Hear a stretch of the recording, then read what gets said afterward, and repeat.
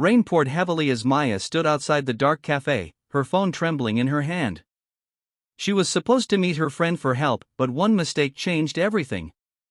Instead of texting her best friend her location, she had sent it to a wrong number, a number that belonged to Ethan Cole, a man whose name appeared daily in business magazines. She had no idea that one message, "Please come, I'm scared. I can't do this alone," would bring a billionaire to her doorstep with a bouquet of roses in the rain. Maya's life had become a tightrope walk. A 27-year-old single mother, juggling a full-time cafe job and raising her 6-year-old son, Noah. Life hadn't been kind, but she never complained. Every morning began before sunrise, with coffee stains, school uniforms, and hope that somehow, tomorrow would be better. That night, she had just finished her shift when she received a call from her landlord, another demand for rent. Her throat tightened. "Please, just give me till Friday," she whispered, exhausted. After hanging up, she slumped on a bench outside the cafe, rain misting her face. She texted her best friend Lila. "Can you come to the cafe? I'm scared. I can't do this alone." Her fingers shook as she pressed send. But she didn't notice she'd typed the wrong digit. The message didn't go to Lila.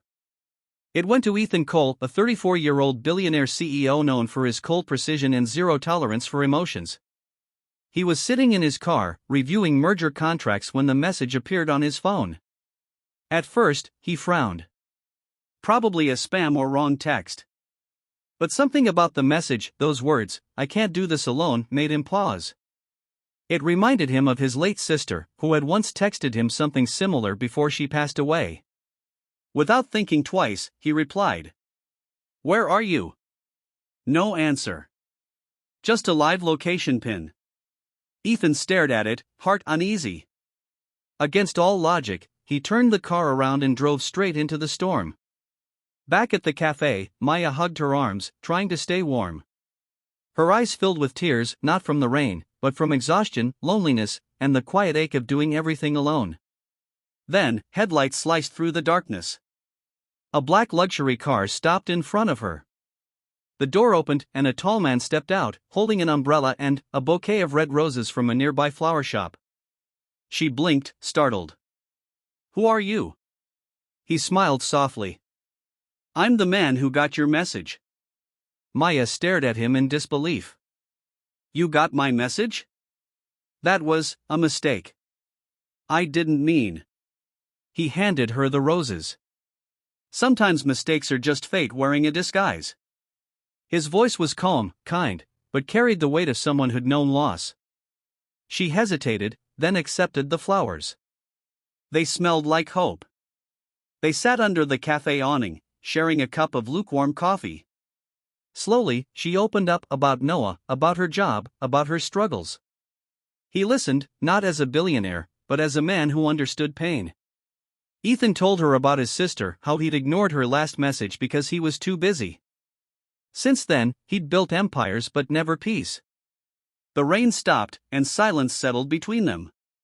A strange comfort bloomed, like two souls who'd accidentally found what they didn't know they were searching for. A few days later, Ethan visited again. And again. He'd bring Noah little gifts, help with school supplies, even fix the cafe's broken coffee machine anonymously. Maya tried to protest. "You don't have to do this." He smiled. "I know. But I want to." Their bond deepened over weeks. Not in grand gestures, but quiet moments, helping with homework, late-night talks, shared laughter over spilled coffee. Yet, Maya's pride wouldn't let her accept more. "You've done enough, Ethan.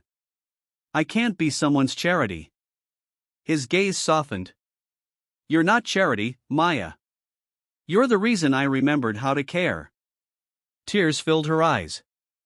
For the first time, she wasn't invisible. Months passed, and life began to change. Maya saved enough to start her own bakery with Ethan's mentorship. Noah adored him. And Ethan, once a man trapped in solitude, found his heart again through the woman who texted him by mistake. The final shot fades with Maya placing roses on her bakery counter, fresh, bright, alive. Sometimes, life's greatest miracles come from the smallest mistakes.